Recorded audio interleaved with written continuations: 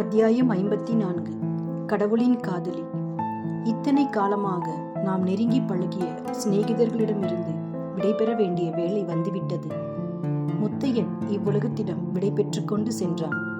ஆனால் அவனுடைய ஞாபகம் அநேகருடைய உள்ளத்தில் நிலை பெற்று அவர்களுடைய வாழ்க்கையை மாறி அமைவதற்கு காரணமாயிற்று. அத்தகையவர்களில் முதன்மையாக ஸ்ரீமான் சர்வோத்தம சாஸ்திரியை குறிப்பிட வேண்டும்.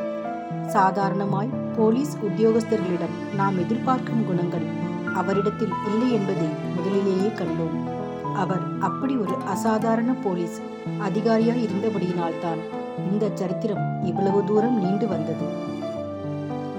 முத்தையனுடைய முடிவு சாஸ்திரியை பெரிதும் சிந்தனையில் ஆழ்த்தி அவரை உலக வாழ்க்கையின் மகா ரகசியங்களை பற்றி விசாரணையில் இறங்குமாறு தூண்டிற்று. அறத்திற்கே அன்பு சார்பென்ப அறியார் மரத்திற்கும் அத்தே துணை என்னும் தமிழ் மறைக்கூற்றின் உண்மை பொருளை அவர் அப்போதுதான் நன்கு உணர்ந்தார். இந்த குறளுக்கு சாதாரணமாய் நற்கர்மங்களுக்கே அன்பு ஆதாரம் என்று தெரியாதவர்கள் சொல்வார்கள். தீச்செயல்களை விளக்குவதற்கும் அன்பே ஆதாரமானது என்று வலிந்து பொருள் கூறுவது வழக்கம். ஆனால் தமிழ்நாட்டில் தற்போது வாழ்ந்திருக்கும் பெரியார்களில் ஒருவர் மேற்படி பொருளின் பொருத்தமின்மையை எடுத்துக்காட்டி தீய செயல்களுக்கும் கூட அன்பே தூண்டுகோல் என்று பொருள் கூறியதை சாஸ்திரியார் கேட்டிருந்தார். இது எவ்வளவு உண்மை என்பது முத்தையனுடைய வாழ்விலிருந்து அவருக்கு தெளிவாக விளங்கிற்று. அபிராமியிடம் வைத்திருந்த அன்பினால் அல்லவா முத்தையன் கள்வனாக நேர்ந்தது. மற்றும் பல தீச்செயல்கள் அவன் செய்யும்படி நேர்ந்ததற்கு அந்த அன்பே அல்லவா காரணமாயிற்று. மற்றும் வாழ்வுக்கு அன்பு காரணமாய் இருப்பது போல் மரணத்திற்கும் காரணமாய் இருக்கிறது என்பதையும் சாஸ்திரியார் கண்டுணர்ந்தார். முத்தையனிடம் அபிராமியும் கமலபதியும் கல்யாணியும் கொண்டிருந்த அன்பே என்றோ அவனுக்கு யமனாக முடிந்தது.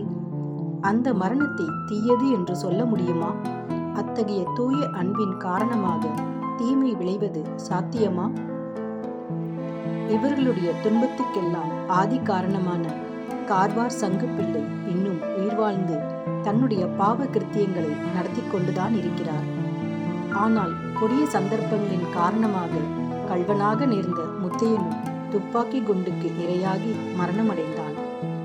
இந்த முரண்பாட்டை பார்க்கும்போது வாழ்வு நல்லது, மரணம் தீயது என்று சொல்வதற்குத்தான் இடமிருக்கிறதா? உலகத்திலே எல்லா காரியங்களும் ஏதோ ஒரு நியதிப்படி காரண காரிய தொடர்புடன் தான் நடந்து வருகின்றன. நன்மையின் பலன் இன்பம், தீமையின் விளைவு துன்பம் என்பதிலும் சந்தேகமில்லை.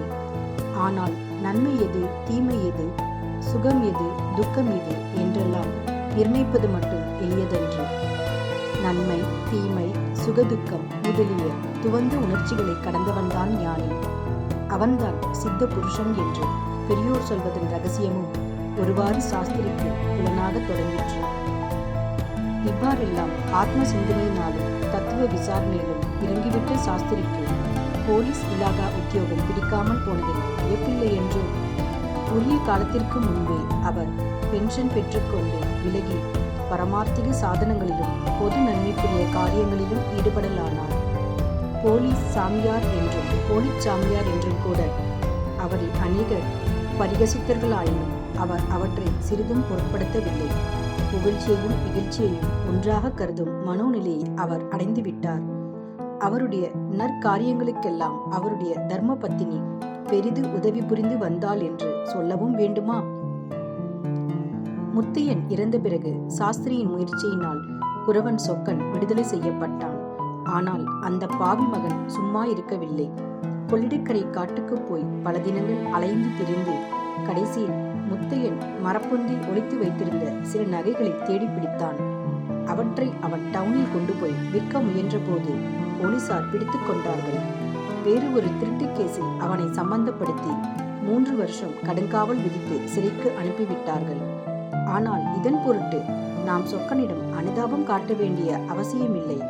அவன் பிறவியிலேயே வேதாந்தியாய் பிறந்தவன் அல்லவா? அவனுக்கு வெளியில் இருப்பதும் ஒன்றுதான், சிறையில் இருப்பதும் ஒன்றுதான். சுகமும் ஒன்றுதான், துக்கமும் ஒன்றுதான்.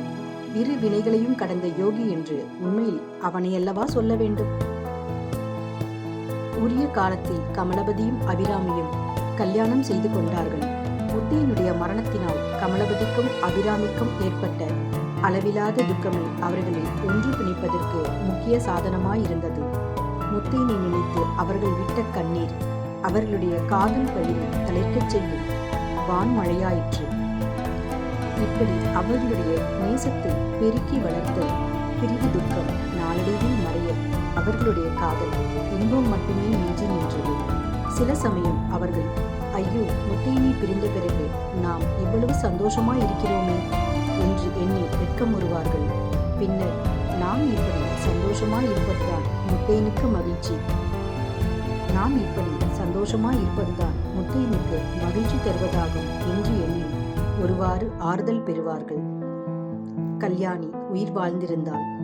முத்தையனுடைய மரணத்திற்கு பிறகு அவளும் உயிர் திறப்பாள் என்று எதிர்பார்க்க கூடும். ஆனால் உண்மையில் அவ்வாறு நேரவில்லை.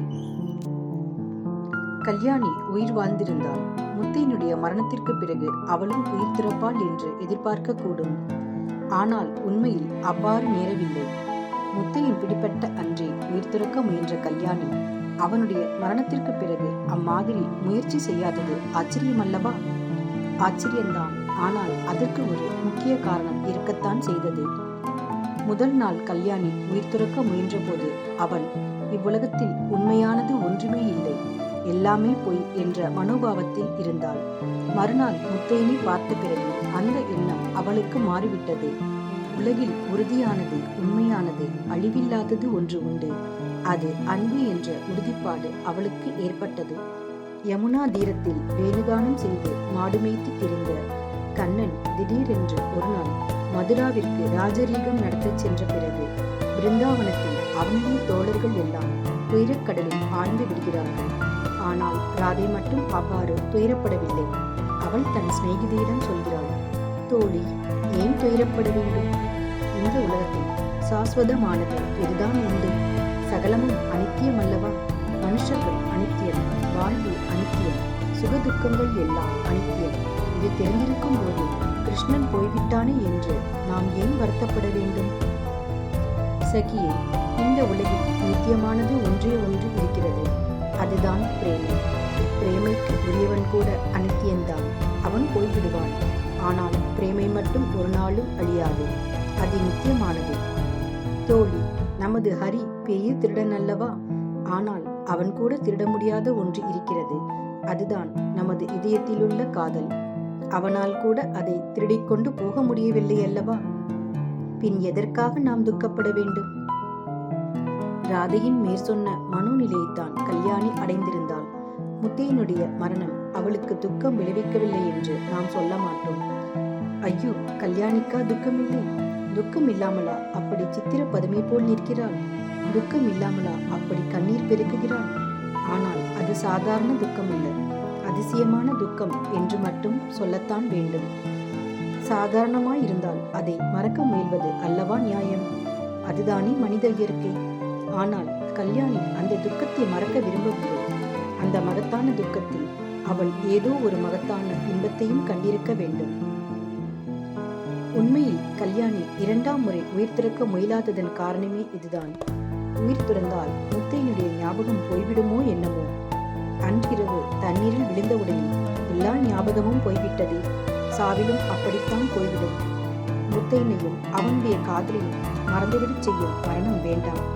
கல்யாணியின் சுயநலமற்ற பரிசுத்தமான காதல் அவளை ஒரு தெய்வ பிறவியாக மாற்றியது. வாழ்க்கையில் அவளுடைய செயல்கள் எல்லாம் அதற்கு உகந்தவையாகவே அமைந்தன. பூங்குளத்திலும் தாமரை உடையிலும் அவளுக்கிருந்த 2 சொத்துக்கள் அனைத்தையும் ஏழைகளின் துயர் தீர்ப்பதற்காகவே அவள் பயன்படுத்தி வந்தாள். கள்வனின் காதலி நாளடைவில் கடவுளின் காதலி ஆனாள்.